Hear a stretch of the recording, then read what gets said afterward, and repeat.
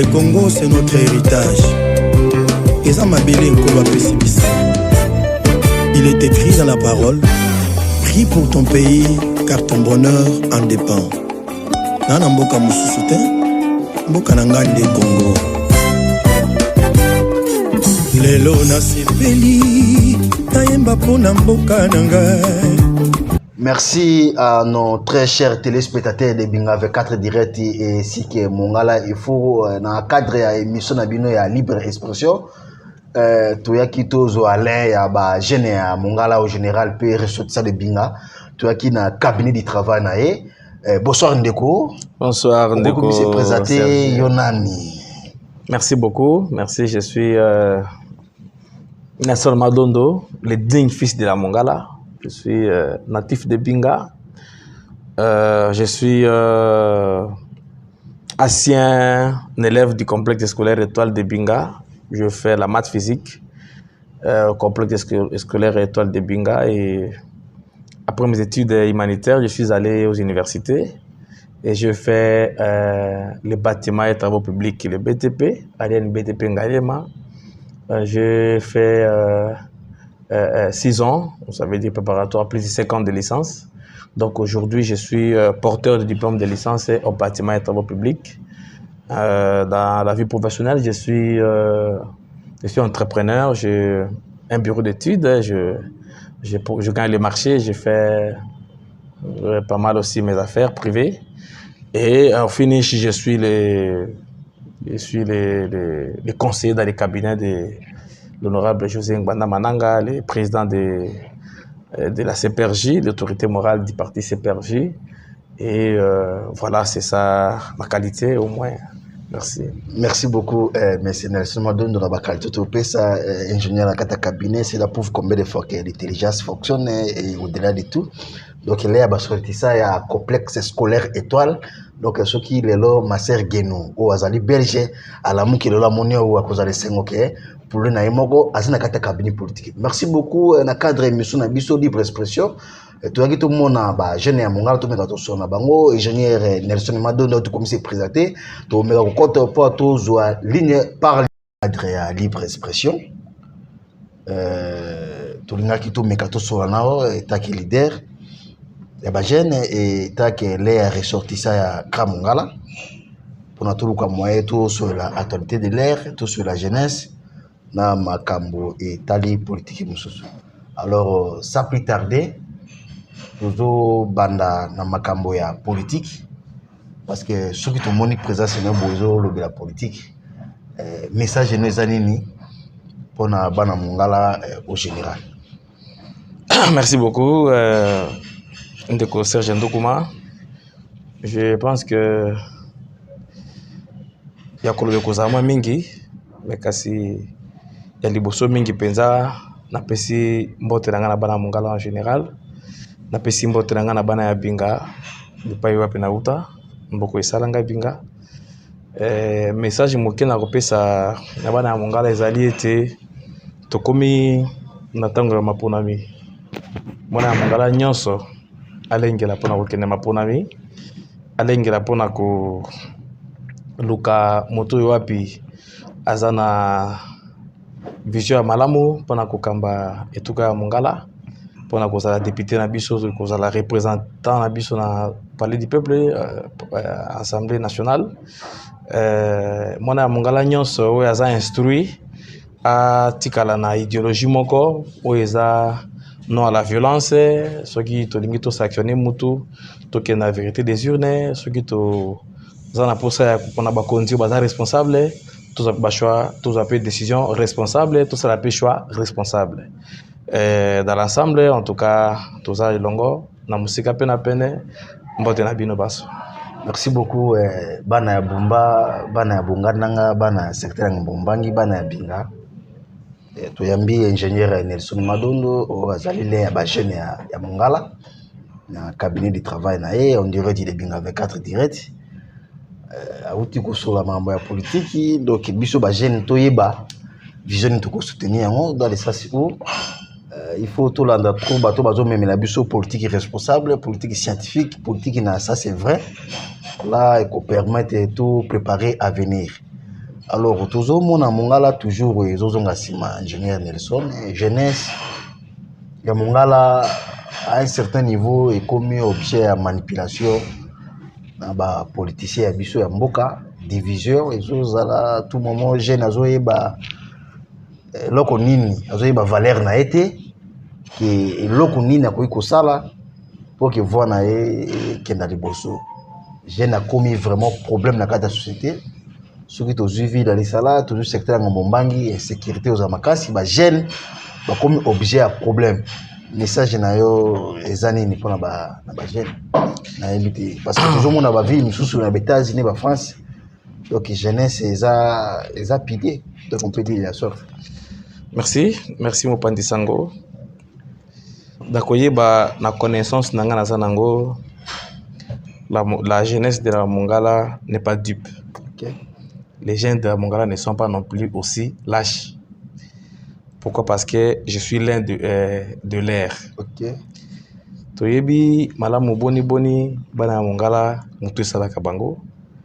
Na habité la malonga ezana Mongala où ebimisi pe ba jeune leader rebelle notamment biso tozali.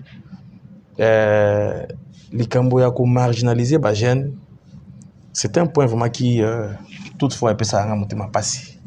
Un jeune instruit, un jeune éduqué, un jeune qui a des fondements scientifiques ne peut pas non plus accepter quand même que mutu moko boye na tongo abanda ko sakana na yete abanda ko minimiser yete abanda pe ko manipuler yete.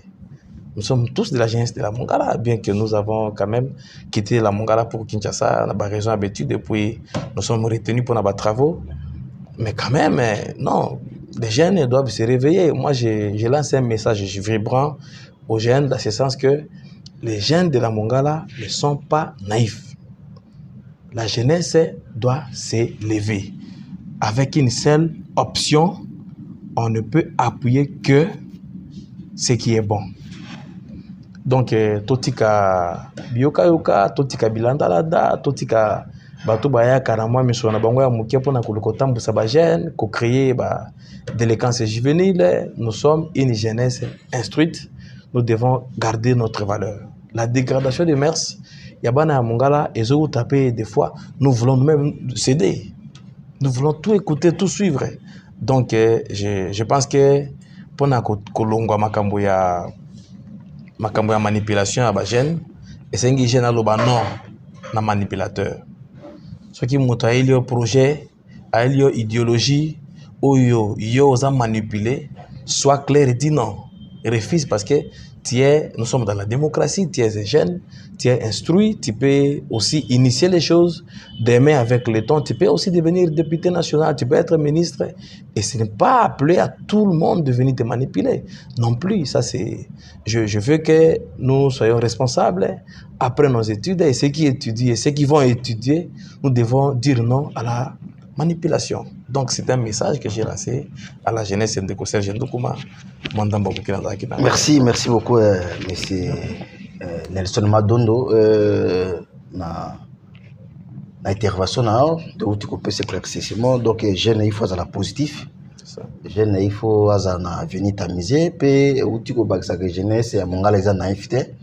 Bazali parmi ba jeunes oyo bazo défendre couleur na la République démocratique du Congo. Tout monde ba exemple na bino na ba ndeko misusu. Na bisika bazwami na ba cabinet misusu pe bazo travailler na kombo ya jeunesse ya Mongala. Pe mingi obeti 7 pour na makambo tali union. Donc il faut jeunesse ya la muka ayeba pe ko sangana mulimo ya kokabwana eza malamu pesate pe toyeba eloko nini to ko sala. Alors monsieur Nelson Madondo question zaki ya bana binga. Si je parle de bana binga, quelque chose qui est élaboré par M. Jimmy Limengo, M. Jali Kingepa, Naba Nekumsusu, Basanganaki, Bameka qui pose question makambo ya difficulté ya connexion internet na binga. Alors bana binga bazo souffrir mingi connexion à réseau bazanango bon tout le monde a pe que ba réseau ya ka orange ba pilier misusu ba longola et kene ba promesse misusu mais pour l'instant connexion internet na binga zo poser problème.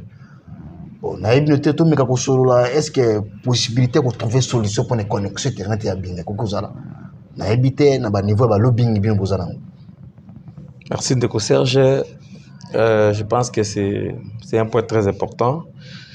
Connexion, et ça, élément moko très important. Nakati ya mboka. Internet, il est là comment rassembler les mondes en un clair de temps.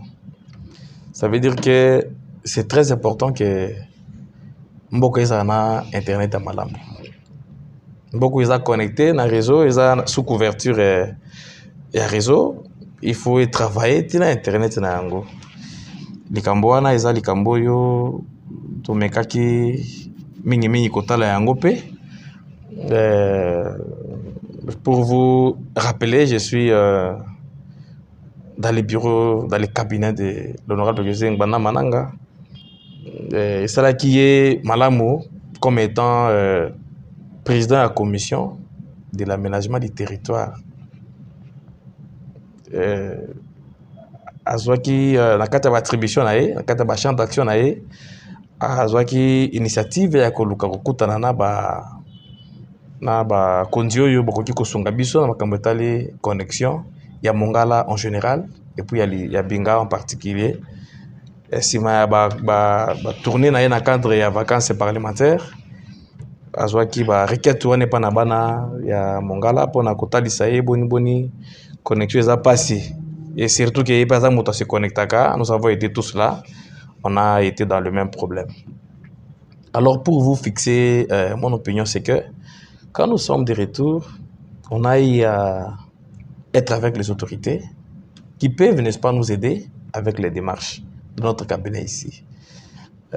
Nous avons traité long et largement ces sujets et je vous rassure que na makambo ndenge ezosalema na lobbying ya Mokonzi na masolo esolamaki, j'ai la foi que demain ou après-demain on peut trouver solution et surtout que les dossiers c'est entre mes mains, c'est nous qui sommes en train de faire le suivi. Ça n'a continué été makambo ko s'améliorer et surtout na ba réseau nyosuza na Mongala notamment na Binga pour la question type na bana Binga ndeko Jimili Mengo Jean-Luc Ngepa je vous salue en passant. Réseau RTL et rassuré qui biso qui est en 4G. RTL nde muto na Binga, c'est le réseau qui a des 4G jusqu'alors c'est les réseaux RTL. Alors les réseaux Vodacom aussi aident dans les démarches de pouvoir en avoir bien sûr. Donc je pense que pour nous trouver solution, c'est plutôt les réseaux la couverture du réseau RTL qui va en premier lieu commencer à résoudre les problèmes de l'internet. Donc, bana Binga, je pense que la connexion na biso na Binga qui peut s'améliorer na réseau RTL parce que bango moto ba rester couverture ya 4G na masolo to soit na mikanda tanga ki on a ministère et le reste. Je pense que les démarches vont se suivre. Tout ça la discours démagogique nous parlons de choses que nous maîtrisons. Mokonzi Asololaki, il y a eu des séances de réunions qui s'étaient tenues et nous étions aussi membres dans les réunions. Je vous rassure que makambo eza malamu, makambo ko s'améliorer. Et demain après-demain, on va revenir sur la raison et ba plainte wana aussi là, topesa kaka tanata. Nzambe akosala et puis le lobbying continue donc tout sera bon. Merci beaucoup Bana Binga Jonathan et sur staff et français. Je pense que Eketi de Nabino et Komaki, message Nabino et Komi et pas ingénieur Nelson Madondo. Donc, en amont et en aval, la situation est en cours de traitement. Puis nous pensons que le résultat est dans les jours à venir. Il peut permettre que certains mombangi soient couvertis à réseau Internet et Malam. Il peut permettre que la communication dans le monde extérieur, dans Internet, parce que Internet est basé sur le développement de Binga. Alors, ingénieur Nelson Madondo, je pense que le message est commis parce que dans le discours, démagogie, pensa bozo ça de la montée. Bozo ça la politique est responsable, donc une politique ça c'est vrai. Le programme avec exécution. Donc c'est un peu ça. Merci beaucoup na bande koyon surtout baza connecté na Binga Direct avec un précis que Mongala il faut c'est Serge Ndokuma. Face à l'ingénieur Nelson Madondo au Azana Kati à cabinet politique et à honorable José Ngbanda Mananga on dirait de Kabali centre au Toranda qui est dans le cabinet du travail. Alors monsieur Nelson Madondo tout me reçoit muke makambo ya Mongala pour le développement.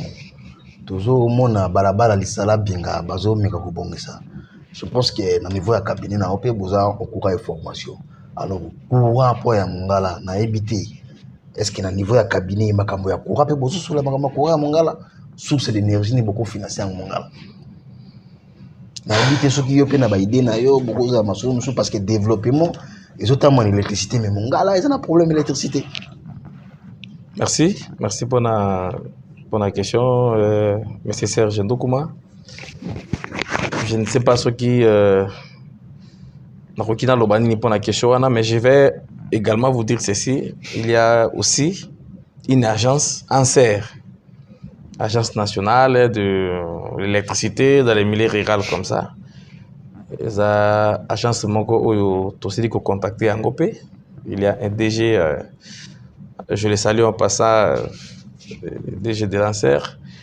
Il a été ici avec nous, avec qui aussi on parlait bien. On a négocié même avec lui parce que son agence s'occupe beaucoup plus sur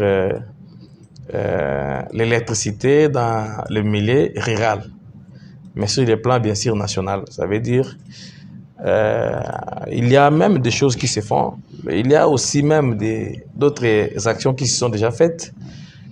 Je pense qu'à l'Issala, il y a même des lampadaires qui ont été déjà posés. Et utaki na ANSER wana. OK. Oui. Déjà ANSER amika utalisa biso ba action ba miki komene mais mingi ezo mana kombo pe ya bato.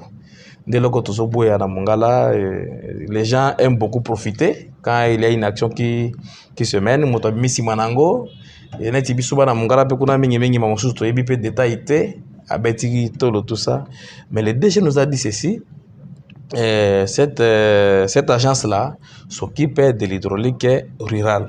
On a pris contact toko luka nasima malgré toki na maponami ce qui bana mongala ba opesa biso liso chance tona kontima ete mingongo na biso mizali kuna tango toko leka toko yeba boni toko mana ba agent wana kuna basala pe constant ba meka pe ko isina ba expertise na bango ndenge ni toko kito meka ko électrifier milieu rural ya Bongala. ANSER wana eza entreprise moko eza malamu mingi.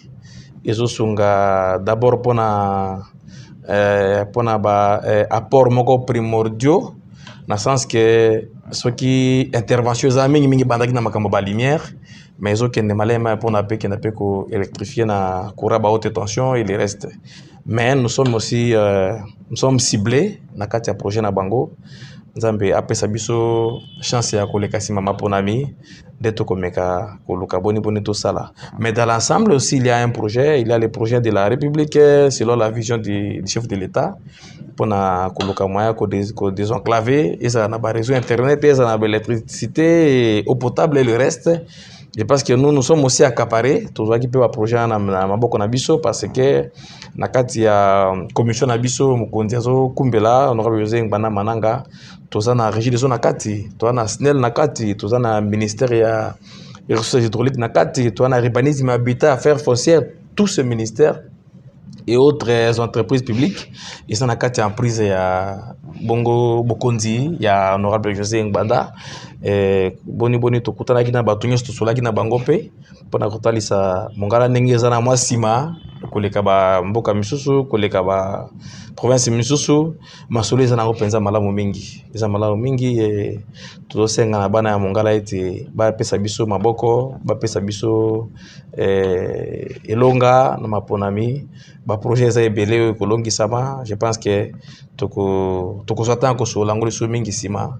En tout cas, j'ai un sens de Serge. Merci beaucoup, Boutou, comme ingénieur Nelson Madondo, a sa minimum détail, ma l'électricité.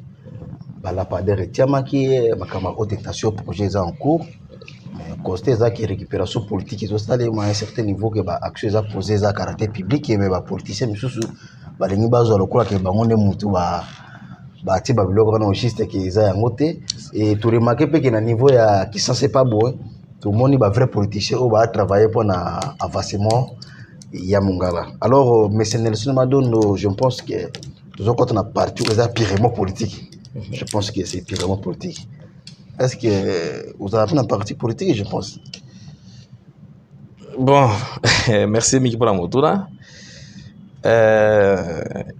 na banzaka mingi te kosala politique ntango natangaki bitelo binene na ngai nabanzaki te kokota makambo politique mais tellement que la destinée est têtue tellement ça nous a ramené au point même que tout comme un cabinet politique. Donc pour être bref avec ma réponse, les lois nazoloba naza membre et puis cadre à partir CPRG. CPRG c'est une convention pour le progrès, les renouveaux. Ouais. Donc je disais ceci, je ne pensais pas non plus faire la politique. Mais la destinée m'a obligé d'être dans la politique aujourd'hui. J'ai commencé d'abord par être dans les partis PPRD aussi. J'ai commencé par le parti PPRD. J'ai été le formateur national dans PPRD. On a travaillé durant au moins une année. Et l'autre aujourd'hui, parti dans Bissomoko CPRG. Donc, toujours dans le parti au président national, honorable Mananga. Ils appartiennent à Mongala. Donc maintenant que je vous dis, je suis membre et au cadre du parti CPRJ. Nous travaillons dans le parti CPRJ comme ce que je vous ai dit. Merci beaucoup. Oza comme membre dans le parti politique CPRJ, autorité morale nango, mais c'est José Ngmanda Mananga, Ouazali le grand notable à Mongala. Et parmi les grands dinosaures, on peut dire que les grands politiques vont défendre les couleurs Yamungala convenablement.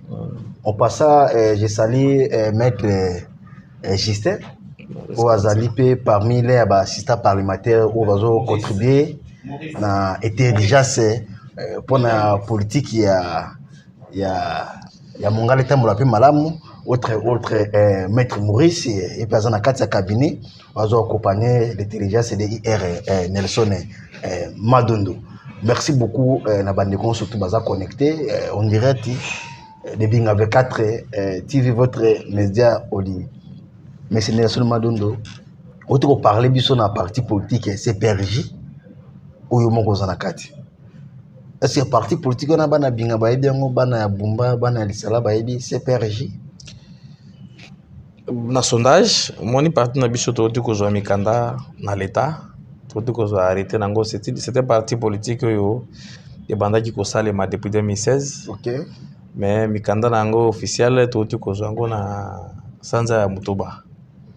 C'est pour dire que maintenant que nous vous parlons, nous avons aligné les candidats députés nationaux sur toute l'étendue de la province, toute l'étendue de la RDC, dans toutes les provinces. Aussi que j'allais dire. Donc, les candidats, baza, bispa et bisowana. Tout ça, on a condimé été Mongala et bi parti politique parce que tu as aligné les candidats à la députation nationale. Tout ça, préparé pour tout le dossier de sous-sol au moni de Tango Tikokuma pour les députés provinciaux. À bientôt déposer la candidature de Koma. Donc, les Mongala, ils ont parti politique, ils ont mis les collègues à Mesa pour Bango. Ils ont parti politique pilé à Mongala, ils ont mis mais c'est PRG à Bango. Nazala continué été bain à Mongala, mais tout un programme pour la sortie officielle. Biso na Kinshasa to ya Nemobembo. Tout ça ba ya awa to kozonga ti Mongala mboka na biso pour na kosala sortie officielle nango. Je pense que l'autorité morale azako beta mutu pour na kolonga ces événements wana. Bana Mongala ba yebi yango puis ba koyeba ngo susu davantage pour les partis politiques na Bango. Merci beaucoup. Si je comprends bien, CPRG est un parti politique à Mongala. Donc, sortie officielle et ça les mada quelques matins. Je pense que le parti politique à Mongala, Bakubunga Pete, Bamo, Satir mouvement, Negene aussi les manakati à Grand Mongala. Comment CPRG ou un parti ils ont créé na bateau ya Maël au bazana kati ya Mongala, au peu balingi qui est politique à Mongala pe et Kenda Liboso. Merci na honorable José Ngmanda et Mananga où a dit s'inspirer comment a créé un parti politique et au Kikotika la Combo. Ils ont la peine à poids politique à niveau national. Pourquoi? Parce que ba aligné ba candidat bangoka na Mongala te, ba aligné ba candidat bango na kati ya République démocratique du Congo Mobimba. Donc na Lubumbashi, no Kivu Sidi Kivu Mongala, Sud Bango Bang Kinshasa, Maniema ba Congo, on passa partout ba candidat bazali. Alors, merci Nelson Mandela, quand tu es CPRJ, je ne peux pas me retrouver. Mingi. Tango parti et Salemi, na ce qui ça va muke. Honorable José Mananga, qui cite son nom avec beaucoup d'honneur, l'autorité morale avait dit ceci. Nalambeli bino biloko na bino, bilenge, boya niko, kokamata bolia. Donc, bana Mongala va se retrouver, jeune va se retrouver. Nous avons vraiment des candidats jeunes, même les candidats députés nationaux sont jeunes. À Kinshasa, on a aligné quelques députés aussi et partout. Donc, les jeunes se sont retrouvés. Les jeunes Mongalais vont aussi se retrouver s'ils nous prêtent main, s'ils vont venir vers nous. Mais dès lors, déjà, ils se sont retrouvés parce que on a des candidats jeunes dans provinciaux, si plein de jeunes, et des choses sont comme ça. Donc, jeunesse peut se retrouver, pays qu'on se retrouvera toujours. Merci beaucoup, ingénieur Nelson. Je pense que CPRG les a partis politiques et jeunes à Mongala. Il faut même s'adhérer massivement, je pense. Et nous estimons que Makambo Mala Muzoya, donc les jeunes vont se prendre en charge à travers les partis politiques dans Bango, créés par M. Honorable José Mbanda Malangu. Alors, M. Nelson Madondo, les politiciens vont quitter Mongala pour envoyer moins à Makasi. Les politiciens, les politiciens, babani désordre. Je ne sais pas. Na ba jeune misusu ba osenga ke ba kolo ba ya lisusu te. Yo message ne kuzani. On ne sait pas. Eza lango etumba, ba pesa moto aya etumba te, mais avec ça périr, on triomphe sa gloire. To bunda etumba, oza etumba malamu. To bunda etumba lokuta te. To bunda etumba ke soki olongi ezala kolongo ya lokumu. Ezala kolonga te ya koiba, ezala kolonga te ya kokosa kobuka lopotana koma muninga, ezala kolonga te ya kolobya bakokosa ya bakolo makambo. Donc moi je donne du courage à tous celui qui descend sur le terrain pour nous postuler. C'est un droit constitutionnel, un droit où il faut que ça monte et l'objet peut causer tourner, causer peut tourner ngai, tout peut ta chance na mutunyo so ya ko postuler, Monica postuler, mais tout ça na ba jeune ndé eloko moko. Ce qui mutoyé sima ya kokoya na ye na kombo ya moto, ça veut dire que yemoko aza otela lilinga na ye. Moto aye ko sala propagande akena kombo na ye moko. Jeune pe oyo aza na biasa la politique. À la politique est responsable, à la politique il y a combien de mototé. Parce que demain après demain, on parlera aussi de ton nom, comme tu as parlé l'autre fois, au nom de l'autre. Donc, tout ce qui a été, ce que tu as pour ça que tu corriger, toi même la relève. La relève ne se fait pas dans ce sens-là. Mais toi, tu as besoin d'une relève. À quoi une relève d'une manière aussi quand même propre puis autoritaire. Dire que Mikolo Tolongo la Bango, bon, moi je ne parle pas parce que je suis derrière un Mukolo, mais je parle parce que je maîtrise ce que je suis en train de parler. Tous les jeunes n'est pas jeunes. Tous les jeunes n'est pas jeunes. Il y a des jeunes, moi je suis aussi jeune. Il y a des jeunes qui on ne peut pas faire confiance. Il y a aussi des jeunes oyo à comment appelle la place et à Sali, ton dimi payé. Donc nous serons fiers que les jeunes aient les pouvoirs parce que nous sommes aussi jeunes, ça va nous arranger. Mais dire que mukolo moko za aller sous-sauter ndi ba jeune, je pense que cette hypothèse en tout cas je suis pas derrière ça. Jeune oyo Monica ça la politique ba kolo bazaka ba jeune tibiso leo ba koyiba mikolo. Ndenge moko pe jeune lelo tozali to koma mikolo pe lobi.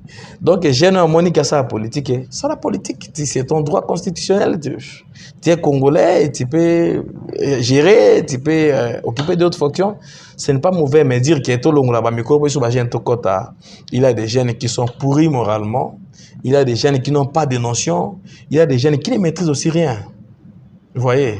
Donc les Camerounais to mekama mukeko keba na députation provinciale, qu'au national, le message que moi j'ai là, c'est que nous puissions bien penser. La jeunesse soit ensemble, appuyons des bonnes pratiques, appuyons des bonnes morales, appuyons des choses qui ont de l'impact sur la vie sociale, sur la vie future de la province de la Mongala.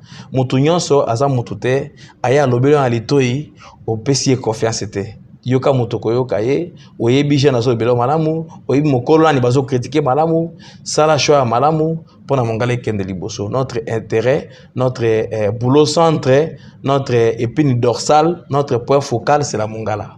Nous sommes tous pour l'évolution de la Mongala. Nous devons mener de bonnes actions pour que la Mongala aille de l'avant. Donc c'est un peu ça, monsieur Serge. Tout tika citation ana keno, tout ça na besoin ba mikolote, tout lengi ba jeune, tout lengi tout ça te jeune à kokota. D'ailleurs na ebite soki accord juridique ni bosali, na ba jeune na ke soki bo BBC, biso to ko sa bino boué, et ça na ngote. Donc rien ne rassure que jeune à kokota ndé moto ko sa plus meilleur que mukolo a longwe. Tout tia maile longo, tout kanisa musika, tout ça makambo teneti bato bazanga mitu, tout ça makambo neti ba mikolo pona Mongala kende liboso. Merci beaucoup. Mongala eza ya biso nyonso, Mongala eza ya moto nyonso surtout, Mongala eza ya jeune, eza ya bakolo baluka ndenge nini bakoki kotambusa mboka malamu. Awa tozaki na cabinet de travail ya ingénieur Nelson Madondo, ozo travailler na cabinet ya honorable José Engbanda Mananga o azali autorité morale ya parti politique CPRG. Oyo zalile ya parti politique oyo eluka moye ebrila kata République démocratique du Congo. Merci Nelson Madondo tozo kenda vers fait ya émission na biso libre expression to na na cabinet de travail na yo na ebité dernier mot na ko zani monsieur Nelson Madondo. Merci Ndeko Serge. Dernier mot nanga d'abord eza encourager yo et puis ko remercier yo pour l'opportunité pesinga ya ko koleka devant population ya Mongala directement na ba antenne na yo eza nango eza esengo mingi peza loko ko encourager maloba nanga ya suka na répéter ngo komi ya kosila eza que nous vivons pour ne pas avoir de problèmes. Tozobi katela mokili pona koluka maya ko tumbola baninga pona koluka moya ko bebana na baninga parce que élection komi conflit, élection komi koswana, élection komi koelela. Ce n'est pas ça ce que nous voulons.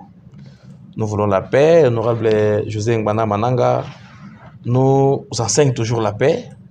Peu importe les circonstances, il aime la paix. Toi, on a posé été, l'élection, c'est na Mongala, ils sont responsables.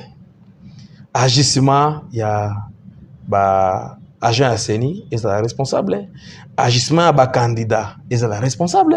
Agissement, il y a électeur, ils sont responsables.